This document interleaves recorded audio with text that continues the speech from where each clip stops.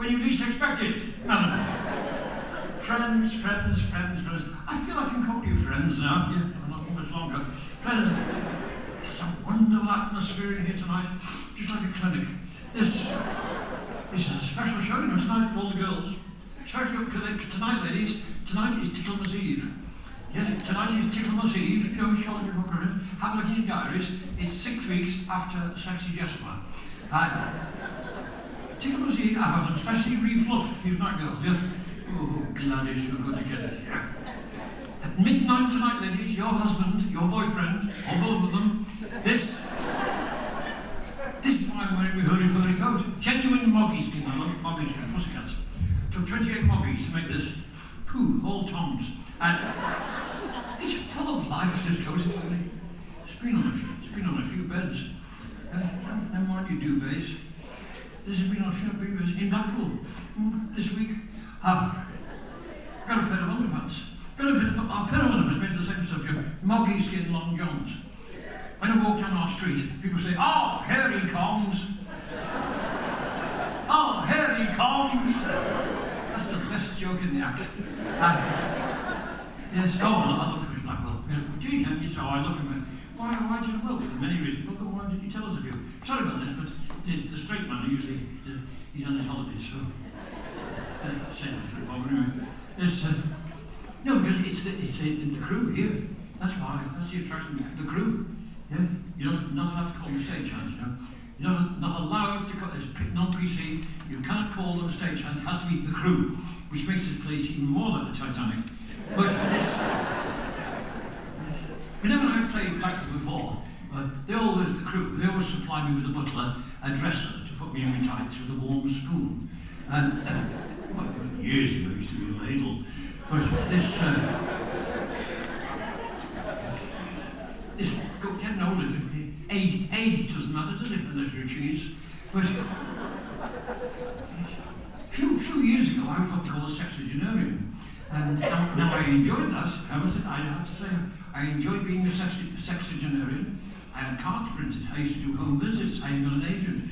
But that's all finished now. Gone. When I walk down the street now, people say, "Well, are you still here?" How does a man know when he's growing old? You start coming downstairs sideways. When you climb out of bed in the morning, everything clicks. Anything that doesn't click doesn't work. When you bend down to fasten your shoelace, you think, now, is there anything else I should be doing while I'm down here? Well, you still chase after girls. You still chase after girls. And your wife doesn't mind you chasing after girls. And she says, "Oh, don't chase us after cars, they can't drive." But this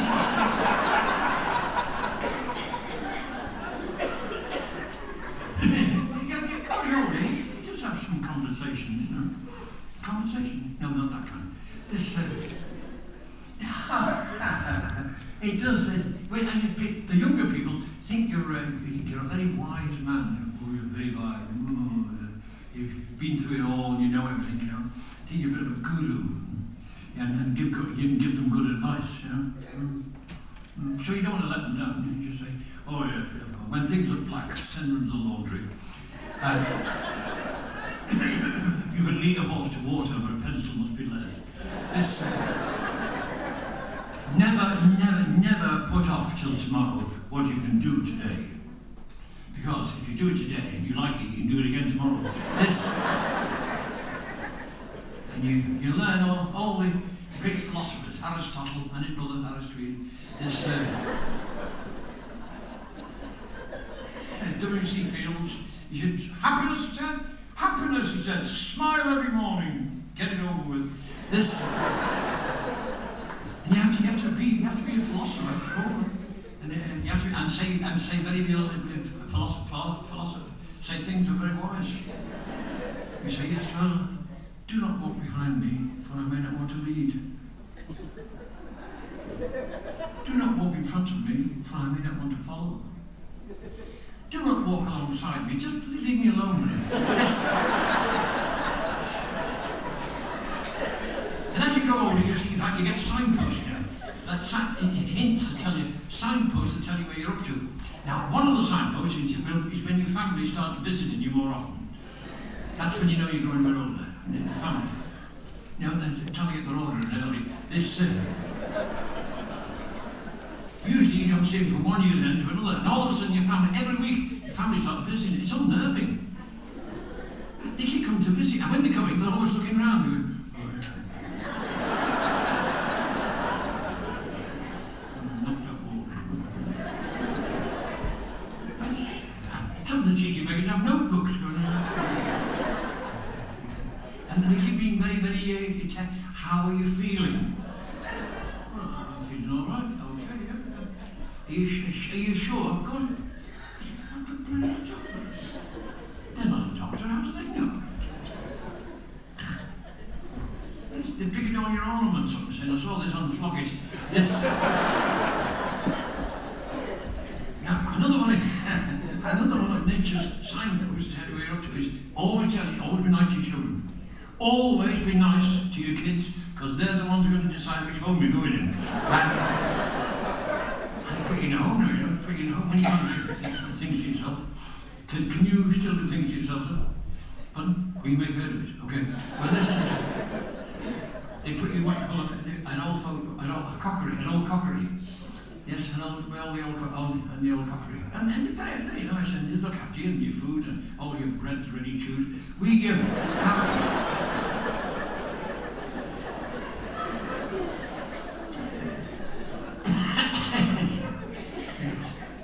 the show business group, we have our own old folks home. This is true, down in Twickenham, place called Brinsworth, and they're all in there, all the old troopers, all when they've been on, you know, when they finish their career, they have to go in there. Jugglers have to go in there when they lose their ability to juggle. Circus people, you know, the little high wire walkers, tightrope, if they accidentally slip and fall astride, they well, it's not that I'm going to do a double act. And agents have to go in there and they can't get up anymore. I had an agent once who used to accuse me of stealing 90% of his money.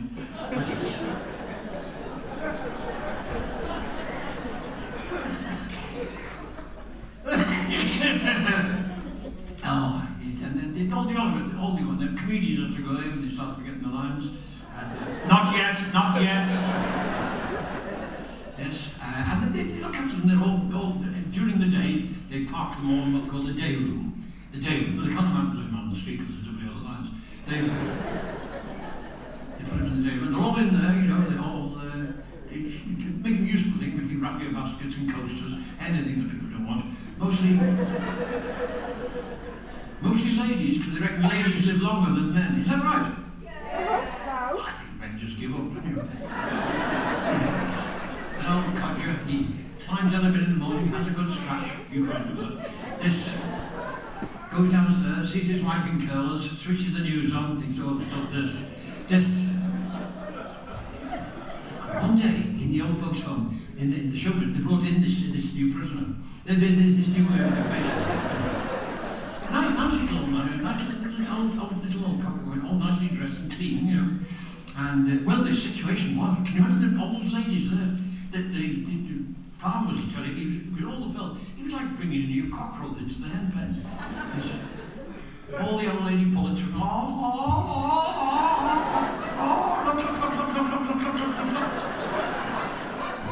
and one little old girl, she jumped up, her eyes were shining. She said, I know you, mister. What are you talking about? She said, didn't you used to be Samson, the world's strongest man? Well, yes, well, that was me, stage name when I was going around. Well, she said, I was one of you in your show. I was one of your lady dancers. I was one of the 12 adorables. I looked lovely in my leotard, my fishnet tights, my two sprat pipes. And I used to dance in the show. I used to kick my legs up. I can still do it. I surprise the nurse sometimes. No, showgirls like that. They've got big hearts as well. And they'll always do you a good turn. If they see that you're desperate.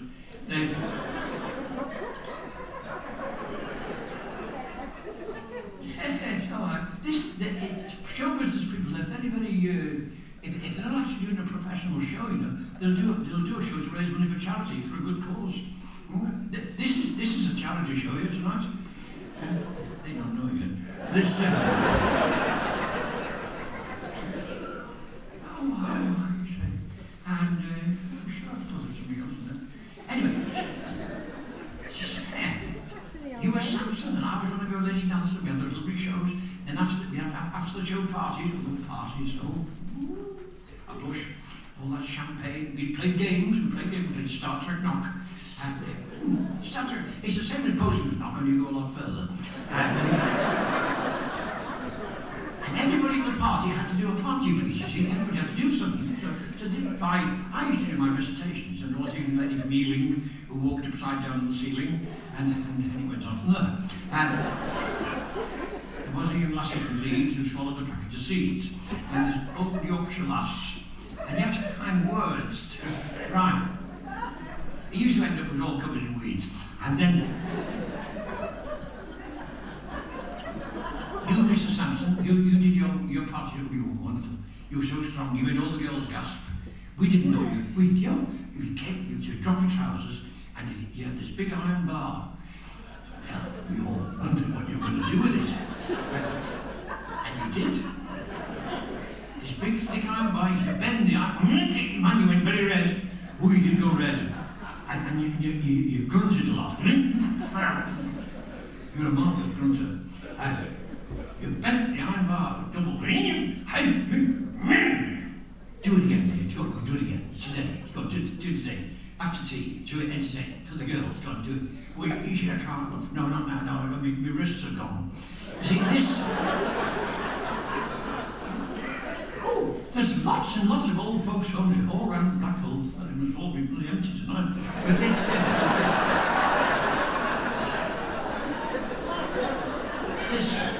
One promenade, an old folks' home, and they had a lovely little old man in there, little old gentleman, he's coming up to be 95. 95th birthday. And all the carers, they loved him so much, they wanted to do a party, a birthday party. They worked very hard. They filled in about 20 or 30 forms, and they sent him into Blackpool Council, and they got permission to buy a balloon. Well, they wanted to give him a really good do, as I say, with party poppers and streamers, so they broke into the swear box, and with the money that was over, they booked one of those girls who come to a party, so to make the party go to the swing. One of those party girls. What do they call those girls who go to parties and make it go? A strippogram. Who? Strippogram. A strip. Yeah, that's right. A strippogram. You see, he knows. He's a shocking drummer, but he's a good memory. Awful. Have you ever heard the national anthem? There was a rumba.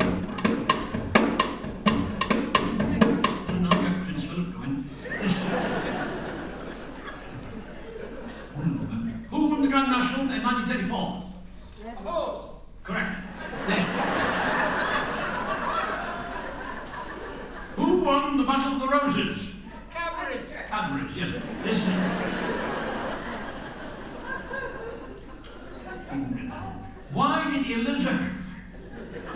Why was Queen Elizabeth I known as the Virgin Queen? Because she kept flying to America with Richard Branson.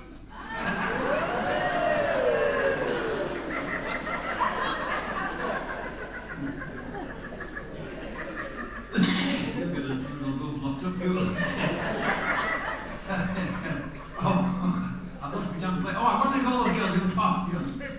Strippogram. Well, this young girl, like, oh, I tell you, lads, she wouldn't have been a dancer or a singer or a model girl. About 19 was. Oh, she was good. She was beautiful all over. She was, definitely fit for purpose. She was very beautiful. She had all the right equipment, all in the right place, no hoists. And dressing, she was dressed up, that was it, she was dressed up as a policewoman. Because they do reckon that men get turned on by girls in uniform. Is that right, sir? I wonder why she had 3 stripes and 2 pips. But this young girl on this bed, dressed up as a policewoman, and she's dancing down, jabbing in front of the old crabby old man's chair. And now there's the thing, yes. Ladies, if I could just stop being hilarious for a moment, could I ask the ladies to answer a question and do me a favour? Ladies, I'm going to ask you, and I know that you speak the truth, because ladies always speak the truth. No, yes. You can look at your woman's eyes, and there you see the plain, unvarnished truth. Drunk. Ladies, girls, when a man gets to, when he gets mature age, he gets quite a few wrinkles and grey hair. Do you think he goes just a little bit irritable and bad-tempered and grumpy? Yes. Is that your opinion? Yes. All of you? Yes. Final answer? Yes. You amaze me. You amaze me. I wasn't expecting that. Are you saying that when a man gets his bus pass and perhaps retires from work, the work he was doing, and he gets some under your feet, that's a pretty old nuisance. Is that what happens to a man? Is that what you're saying? Is that your opinion? Yes. All of you? Yes. Final answer? Yes. You amaze me. You amaze me. I wasn't expecting that. I can almost hear all the men, all the gentlemen saying, you amaze me. I wasn't expecting that.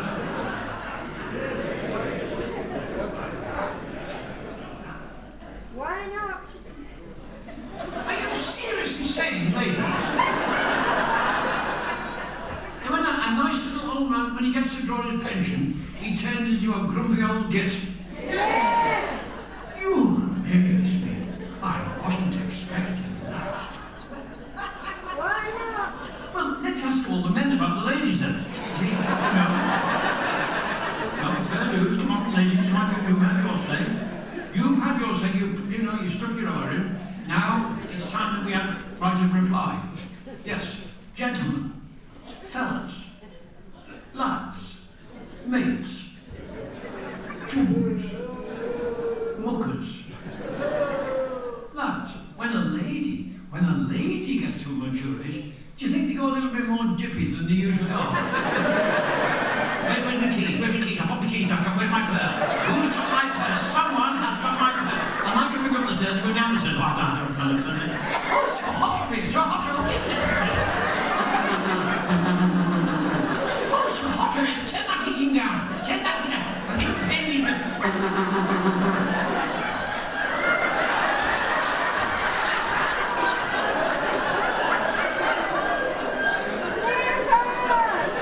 Silver draw. Well, the little old man, he's in his chair by the window. And the young bird, dressed up as a policewoman, she's dancing and jigging around his shirt. He said, what's going on? What are you doing, Miss Much? What's going on? She said, it's all right, Pop. I've come to give you super sex. He said, I'll have the soup.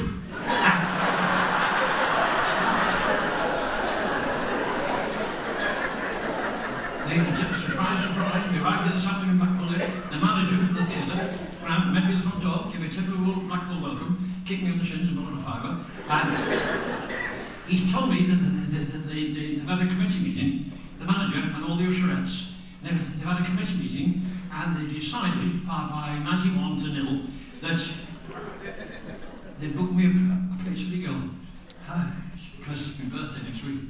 So they booked me a place to go. I don't want to do. You don't have to show me what to do, sir.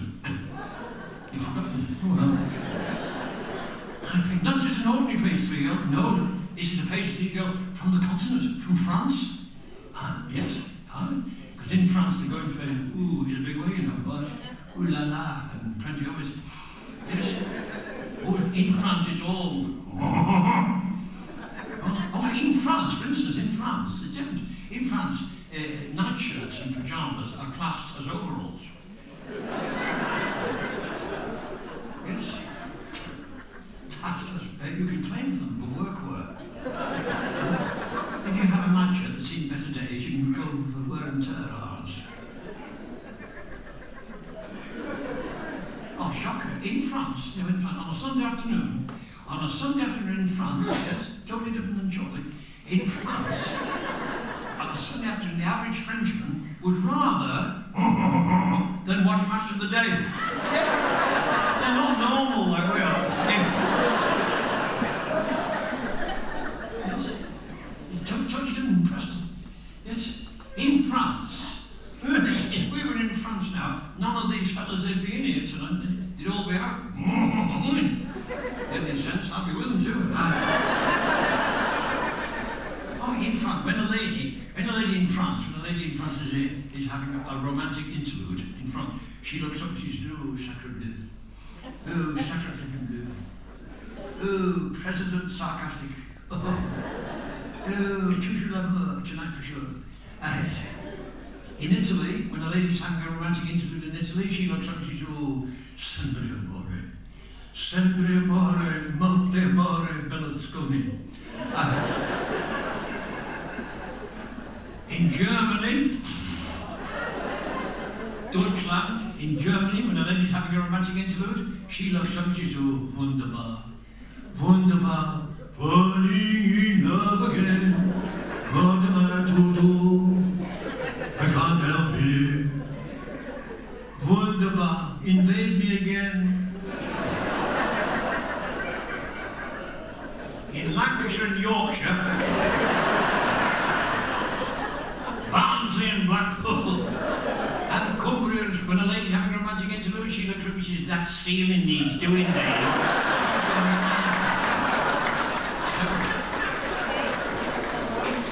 Moment of truth is here, then, John. Yes? My pastry girl from France has arrived. Can you play some French music? Oh, toujours l'amour. Thank heaven for little girls. Oh, little girls. Ah! Oh, no, I shouldn't eat cheese going to bed at night. You're an apparition.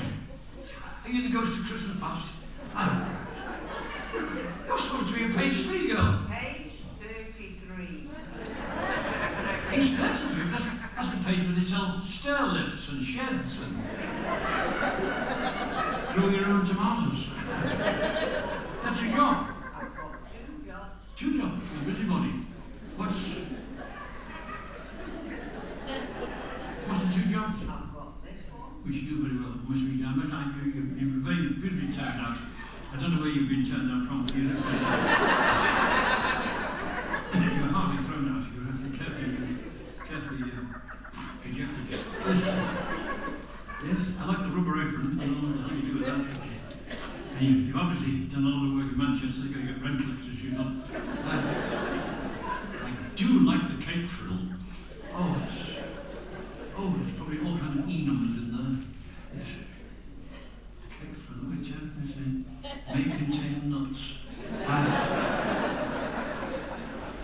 What are these 2 jobs you do? What are you doing? I'm a therapist. Are you really? Well, you'd have to drink a little lager for that. What's the hands on? What do you want to describe? What do you do? I help them with their problems.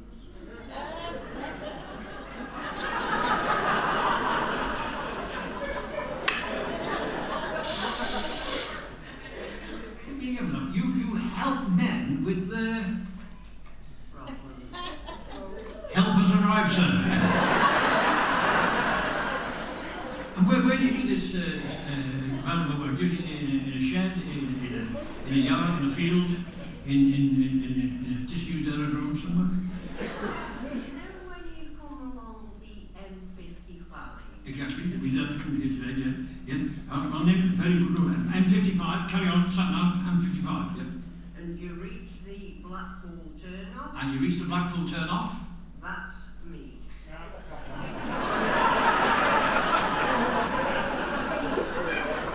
You are the Blackpool turn-off. It made me feel a bit queasy, I must admit. And being in this martial arts, marital arts thing, you know, are you very romantic? I mean, have you had any experience of romance? Have you ever, are you been married? 3 times 3 times what? married. Oh. 3 times married? You've been married 3 times? Gracious. Been around the course of it, you should be highly experienced. What happened to husband number 1? He passed over. Oh, I'm sorry. He passed over. Yeah. What caused that?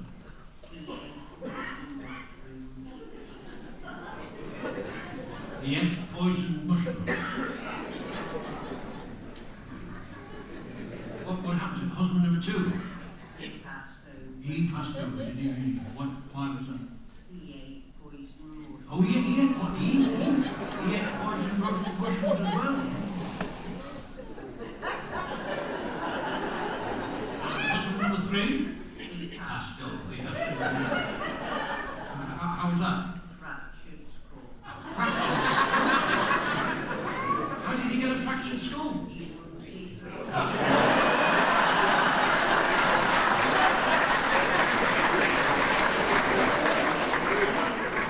And now, after all this, this mushroom vendetta, are you fixing yourself now? I fancy your drummer. Do you? Why do you fancy the drummer? He reminds me of George Clooney. Oh, yeah. He looks nothing like George Clooney. He doesn't. You look at him like Oh, you have to squint, do you? How is the big romance going? rough and ready. Rough and ready. You're ready. This. Tell me, is he very romantic and passionate? I had to slap him twice last night. You never did. Yes. Oh, well, you had to slap him twice. Why? To wake him up.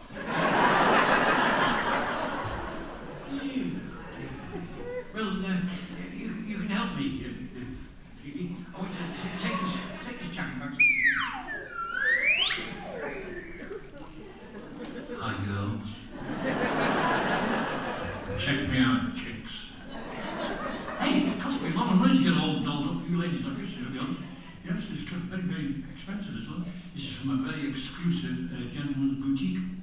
Yes, premises in London, Paris and Fleetwood. Yes. This is a genuine Matt Allen suit. That's what I'm modelling now, genuine Matt Allen suit. There's a label there, yeah? Matt Allen. Yes. Forget about this. Actually, need to shop in a hurry. This, well, you can help us, Phoebe. See, we've got a very romantic audience, have you? You've never seen so many loving couples, have you? No, not even in Stoke. This, no. Because they go Stoke, they go causing there with a shovel, don't they? This, you and, Thingy, you know, the Prince of the Taradiddles.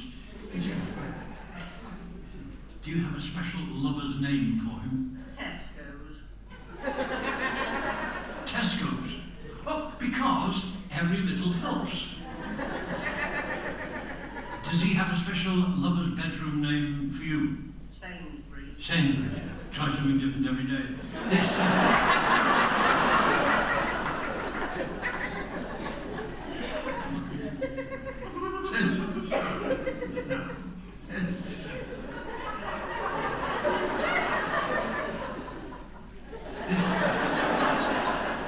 few more, soon be Christmas, yes. There's only about 45 more shoplifting days at Christmas.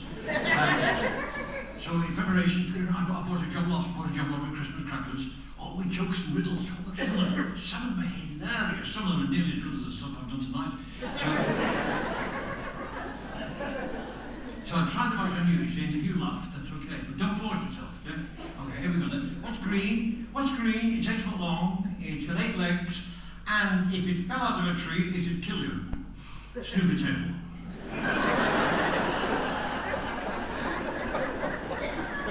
4 out of 10. What do you call a lady with one leg longer than the other? Eileen. What's red and hard and bad for your teeth? A brick. What's the balmiest animal in the jungle? A polar bear.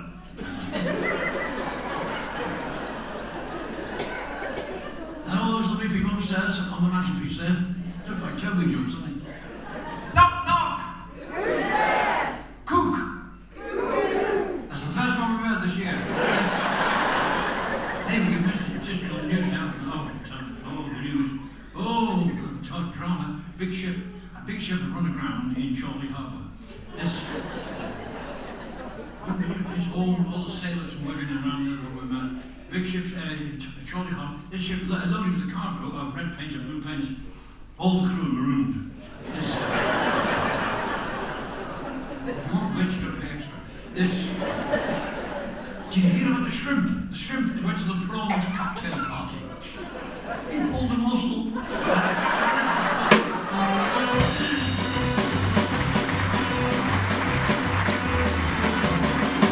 again, the truth is saying, how toscaronis, how full of consciousness to be here when you time all here in glorious, beautiful Blackpool. Blackpool, the Las Vegas of Britain. This, what did you know? This is like Las Vegas. Blackpool is a gambling town. You try crossing the promenade. It's such a friendly place in Blackpool. You can go into any pub in Blackpool with a big smile and they say, who the hell are you got now?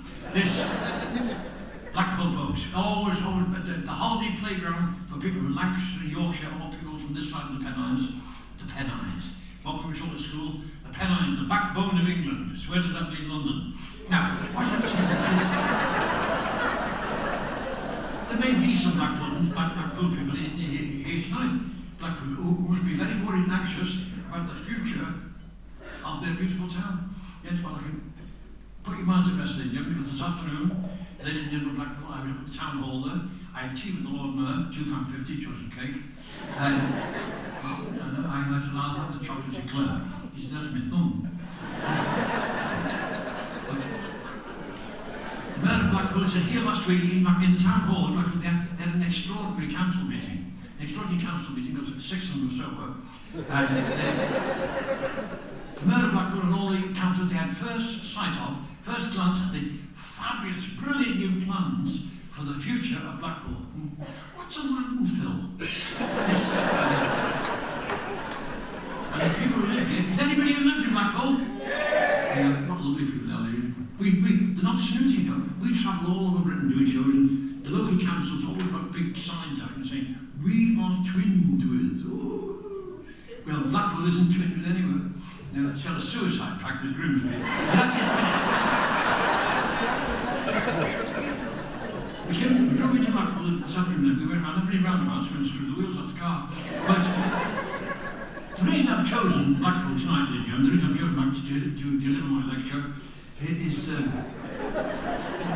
lecture here. Don't scoff, even if you're from Preston. I can do it. I'm known all over Britain as a lecturer. I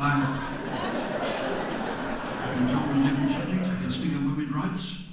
I'm red hot on women's rights and women's lefts. Swine fever, I've had that 4 times. I rang up the swine flu hotline. Waste of time, just got a lot of crackling. I do an absolutely brilliant, sparkling 35-minute talk on bookkeeping for beginners. And some of my clients are all over spend lots of holidays abroad. I can talk about sex. Sex at 65, or should you pull over to the hard shoulder. But the subject which I'm happiest with is what I'm doing now, at this very moment now, ladies and gentlemen. And you listen, and you can check it up, you know. You can check this up in any encyclopedia you want to.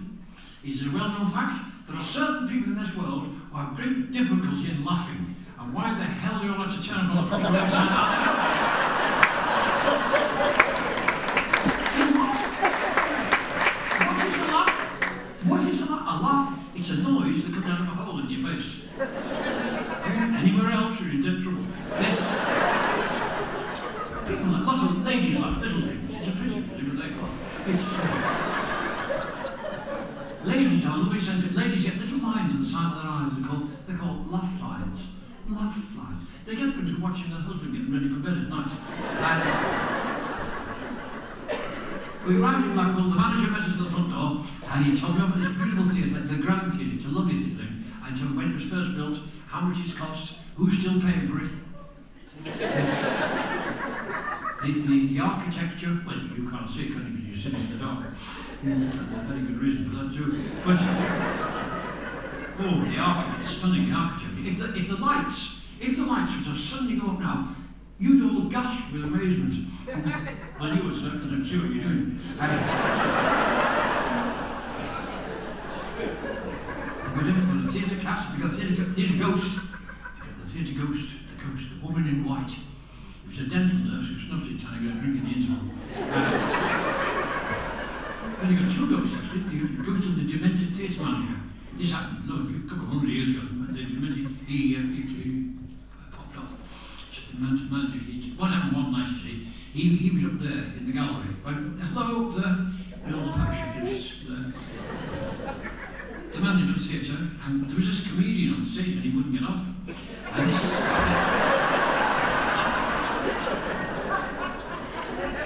And the manager, he shouted down, he said, if you don't get off the stage, I'm going to hurl myself from the gallery and dash myself to smithereens in the stalls. Anyway, as I said, they have big meetings in there one year last week, because this is the time of the year, and it's Halloween. Now you know what we have to do. We did ask you not to go out.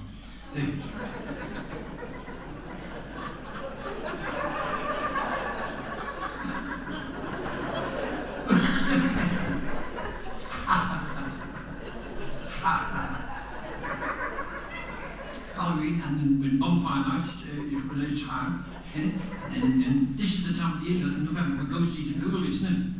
Remember that lovely old song, He Took Her Out in the Fog and Mist? Well, a couple of weeks ago they had a big meeting here in the Grand of the Lancashire and Yorkshire Occult Society. You know, all ghosty people, spooky people. And the place was packed. Oh, you wouldn't think that. And they're very sincere, these people. These people sincerely want to know what life is like on the other side. And is it worth moving to Hull? But this is big meeting of the Lancashire Yorkshire Occult Society, and the president, Mr. Fellow members of the Occult Society, is there any member of this spooky audience who can truthfully say he's had a romantic experience with a ghost? And a little fellow in the middle said, oh, a retention, I'm not a dick. It was a little old farmer, you know, down from Cumberland way. Little old farmer, he came up on the stage like that, because all farmers walk like that until they've got a couple of acres. But he's still there.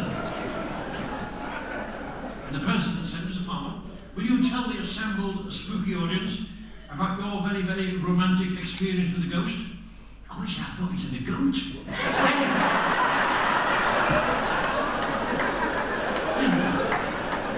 Did you see, the older they get, the worse they get.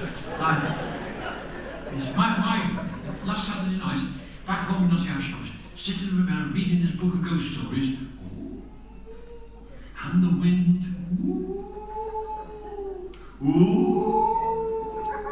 I've got to get tablets for that. Suddenly, at the end of the bed, I saw a headless man. It's my granddad taking his shirt off. Now he is balmy. He is cracking. I'm reacting, but he's balmy. I assure you, madam, I'm as sane as you are.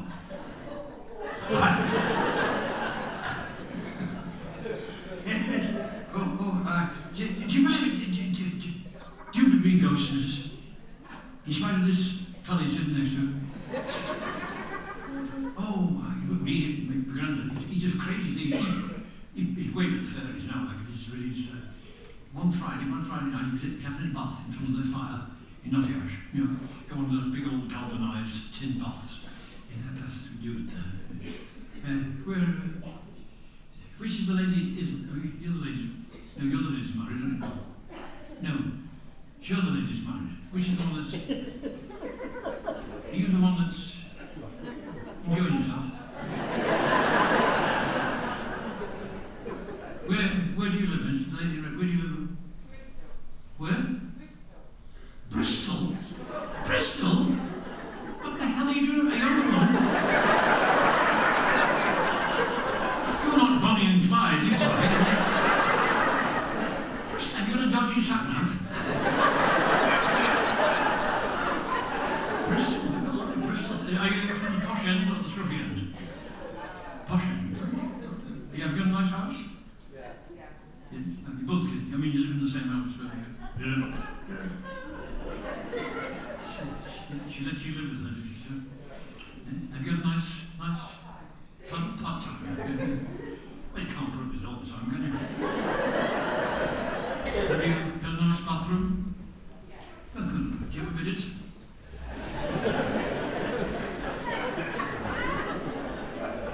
Yeah, you've got a bidet. We don't have bidets in the room. Stand upside down in the shower.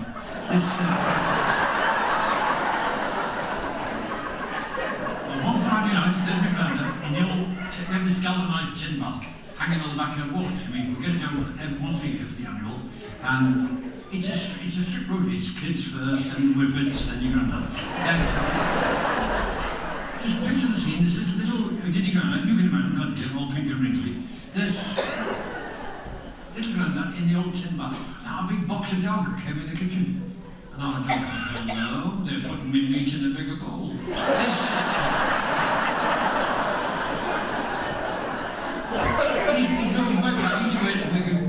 used to work in Wigan, very specialised job. He used to work at the mustard Piccadilly factory. And because whatever they say about Wigan, and they do make wonderful Piccadilly. Yes, well, he was quality control. Yes, and his job, he used to get to Oak Cut and Wigan, the Piccadilly factory, every morning, about 5 o'clock in the morning, even in the snow, ice, he used to get there to Piccadilly, take all his clothes off, he used to climb into this big tank of Piccadilly. Right inside, thousands of gallons of hot boiling Piccadilly. And there's my little Grandad up to it. He should jump up and down vigorously till he found his bearings, and then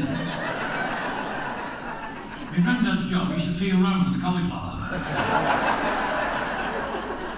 Next time you have some Piccadilly, think about my Grandad. We arrived here this afternoon, and Daddy went with the crew. He put me in number 1 dressing room, can't get London 1. And it's a nice dressing room, they put fresh straw in.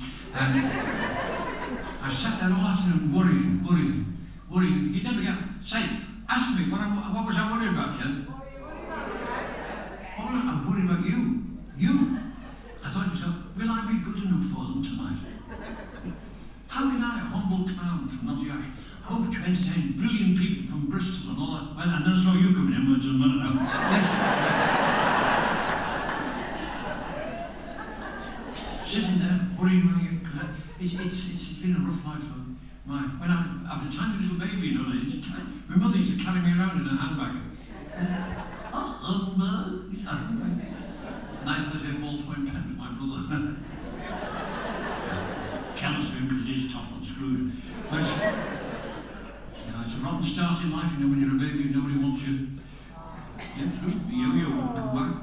The little boy who lived next door refused to have me as his imaginary friend. None of the other kids like me. When we played doctors and nurses, I was ended up as a ambulance driver. I hated school. I used to be on a teacher's pet. I used to sit in a cage. I can't stand the taste of cuttlefish. That's how I'm trying to educate. They made me monitor. I used to fill the inkwells. Little did they know. But I left school suddenly due to a gas explosion, and my first job in life, was I worked for my dad, my father. He was a coal merchant in Nottingham. That was in the days when people had coal fires. Can you remember? No, that's your granny. She was a coal fire. And my brother Billy, 2 years older than me, when Billy got to be 16, they'll say, now lads, family conference, we're going to expand the business. We're going to buy you a brand new, lads are going to buy you a brand new coal cart. He did, yes, all rubber tires, helped him put them up. They were all decorated, and there's 2 red shafts, and of course we have to have a cart horse. We had to have a cart horse, so we went along to London Palladium's horse sales, and they do one every year, you know. Every year, they have the horse sales at London Palladium, and all the old farmers come from all over the country.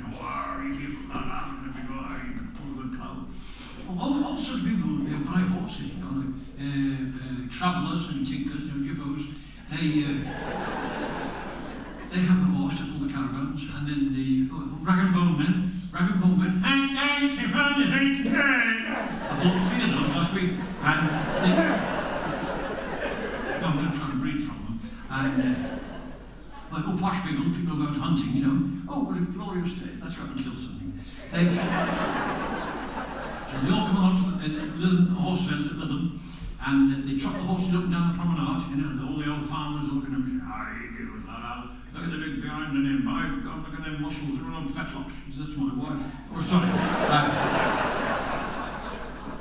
We bought a big cart horse, we called him Duke, and my dad said, now this is the plan, lads, what you do, this is what you do, you see. You load the coal cart up with 100-weight sacks of coal, and then you go around all the housing estates shouting, "Coal for money! Coal for money!" And one day, Billy and me were out selling coal, passing these high-rise flats, and this lady stuck her head out of the top flat and shouted down,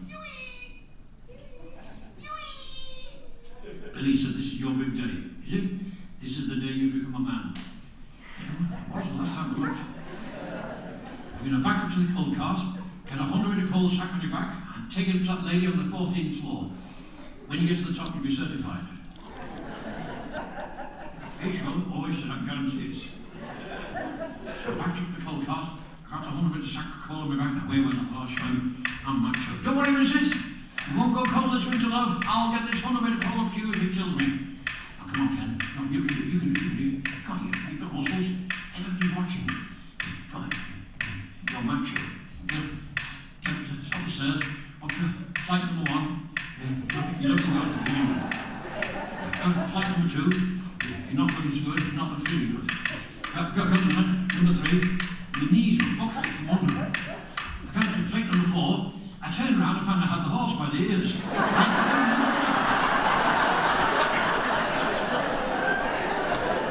Useless in business. See, when I was a tiny little baby, they thought about it. He said, oh, he's going to be a good wooden head. He's got a wonderful head for money. He's got a slot on the top. But never made it. I never made it onto the Times rich list. Through no fault of my own. Heaven knows I tried. Couldn't count the numbers of violins I wore out. Never made it onto the Radio Times list of top 100 most popular entertainers in show business. I never even made the list. Dale Winton and Julian Clary were ahead of me. They're glad they got behind me. I'm not going to put it. I've never been bitten by a dog. But, and I'm not being bribed for this, yeah? I could be, because these filthy magazines, you know, these Hello, OK, and People's Friend, they, oh, they pack loads of dough, you know, yes.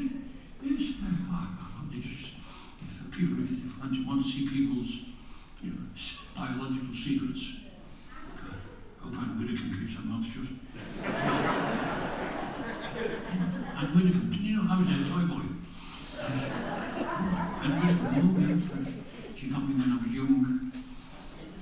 She showed me the ropes, and the whips, and the handcuffs. Ruined my chances of becoming an Olympic hurdler. Because these mucky magazines, you know, they pay fortune for this sort of rubbish. I've been offered thousands of pounds to tell the true story of the erotic threesome. And Widdicombe, Dodd, Dolly Parton. Can you picture what it must have been like? Well, try if you can, without laughing. This... Yes? Oh, it was like trying to wrestle 7 ton of lard.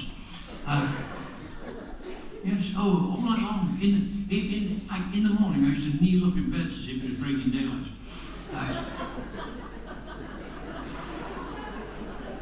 When they finally finished with me, I looked like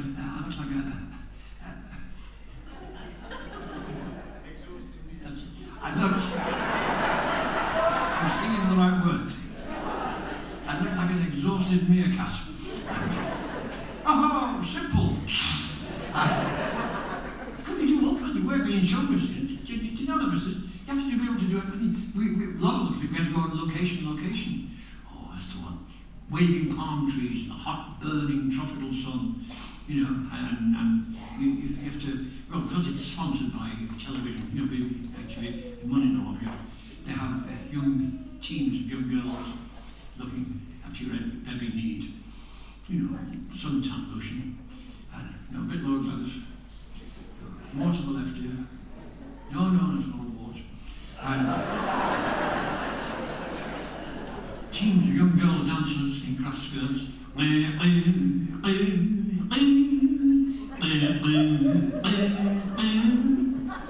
you ever been to Wolverhampton? This sunny Spain. This young fellow from Britain, he goes out to Spain because he's seen these photographs of gorgeous, beautiful Spanish gypsy girls. And you can always tell a gypsy girl because they have gypsy girls' names, like Heather and Peg. And the gypsy men, they have gypsy men's names, like Tinker and Tarmac. And this young fella, he goes out from Britain, And he falls in love, oh, passionate of this gorgeous, beautiful Spanish senorita. She's only got one tooth. He says, Juanita, I love you. They embrace. He kisses her neck. A lump comes in his throat. He swallowed her earring. She said, if you wish to make love, she said, you must be like your brave toreador in the bull ring. And they are brave, you know, but the toreadors. You'd make a good toreador, sir. No, because I understand, from what I hear about you, you've reached a lot of bull. Yes. You'd have to wear the toreador, you know, it's like pink sequined knickerbockers. Would that be okay? Good. Well, you're very brave to do that, especially if you go into a pub in Blackpool. Yes. And when the toreador does something really brave, all the spectators in the bull ring shout out, "Ole! Ole!" Thank you. Pretend now to do something really, really brave. Ole! Oh, no, braver than that. Oh, that was no new, proud. I did some really brave thing. You have to be brave to do this, you know. I've played Huddersfield Labour Club. Huddersfield Labour Club. I was the one who stood up. I shouted, 3 cheers for Mrs. Thatcher. In the middle of the bingo. I didn't know I could run that fast. Yes. So pretend I do something really brave. Granada, Torreladima,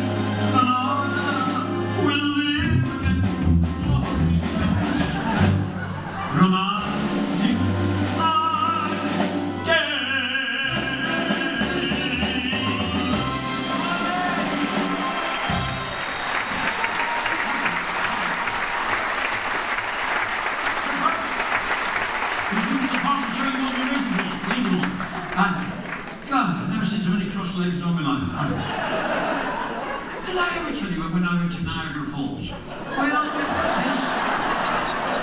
this was a real experience, as you probably know now. Well, I had to travel with you. I started in Yorkshire. Are you still there? Yes. You're sticking your house up there. Yorkshire, right, South Yorkshire, Barnsley. Ever been there? Was it open? Theatre Royal Barnsley, lovely little theatre. Nice little theatre, and nice people that didn't actually, 10 minutes of the thing. I got 2 laughs. One when it came on, one when it was off. I went back to the digs. I had lovely digs, lovely Yorkshire digs. Mrs. Digger's dignified digs, no dogs. 30 shillings a week, all in, one bed, just a cruise. She said, you've got to make your own bed. That's okay, she's here's the Amber News. Yes. Had a lovely night's sleep, got up in the morning, Mrs. Digger, she left me had a lovely breakfast, Yorkshire breakfast, what they call best, B-E-S-T, bacon, egg, sausage, and tomatoes. And half a black pudding. Yes, you don't get that down south because I think we're cannibals. But I'm having a breakfast, and the old man of the house, the boss, the husband, he's sitting by the big old-fashioned kitchen range, the big black-leaded, black-leaded kitchen range with the fire going on. And sit with his cap on, and I'll whip it by his legs. And she's near then. Pardon? She's near then, so that. You're near then, so that. No, I'm not sitting, sir. I'm sitting there. I thought he had a peppermint in his speech, you see. No, I'm not sitting there. My name's Ken Dodd, sir. Ken Dodd. I'm a comedian. All right, go on then, change colour.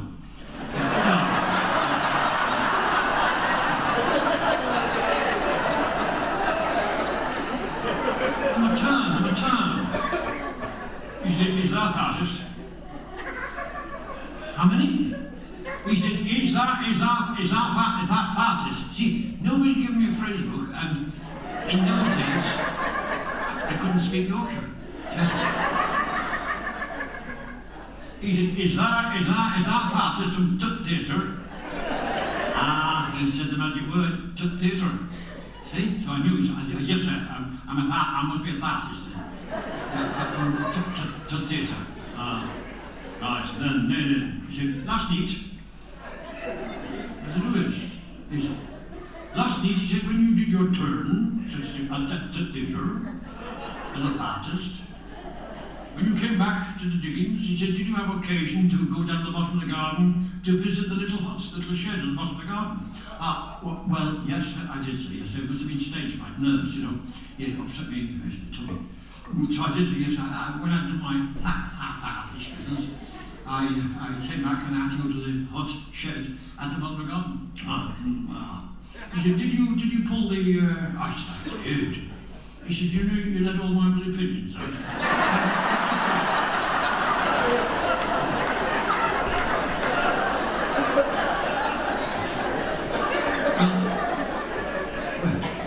Well, the marvellous second half for you, ladies and gentlemen.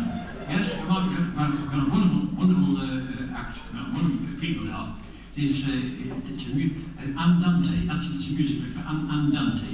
It means like, till ready, and they are pretty happy. Oh, she's just getting stripped off now. There's now and again you see an actor and think, oh gosh, I wish I could appear with them, and here tonight, she's a very beautiful lady, and rather a plain man, and, well, yeah, I'm not into that. She's a very beautiful girl. And they play beautiful music. They travel all over the world, and wherever they go, they collect musical instruments. The people who they collect them from are going very mad, but they play beautiful andante. This is a knockout, really a wonderful act. Andante, beautiful people. What else? I'm coming back on again because I've just remembered another joke. No, and then second half we get a bit fruity, and. Well, you lady, you wouldn't understand. You wouldn't, and she's too young, and she's too young. Even if she is. And anyway, she's from Bristol, so they're they don't know when Columbus, the undiscovered America, and he went backwards way. This. He thought he was going to Amsterdam. So, you wouldn't understand. I just do quickies. Just as a quickie. How do you get a fat girl into bed? Piece of cake. This something else.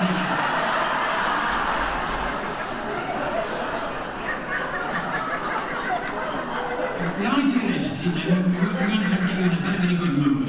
Because what you all to be, are you all optimists? Yes. But they're the people who think we're going to finish by 20 past 12. This, oh, you're going to be with me. Have you got that accentuate this song?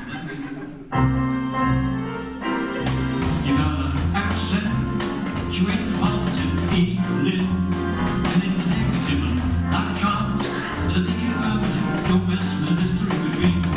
You got to spread joy unto the maximum, bring gloom down to the minimum, and spread faith or pandemonium's liable to walking on the sea. To illustrate my last remark, take no one on the boat, no one in the ark. What did they do when did everything seem so bad? Man, they take another accentuate the positive healing, and in the negative, latch on to the affirmative. Don't mess with mystery between. I said, don't mess with mystery between. Don't mess with mystery between.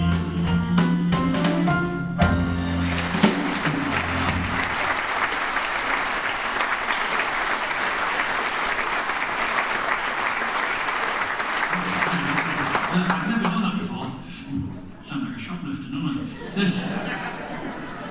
And then in the second, when you come back up to the talk, can I let you have a little drop of tickets on it now and get your strength back.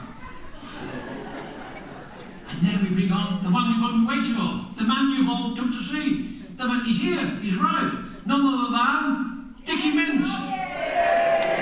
Dickie Mint, we wish you good health, a time to enjoy it, and lots of happy.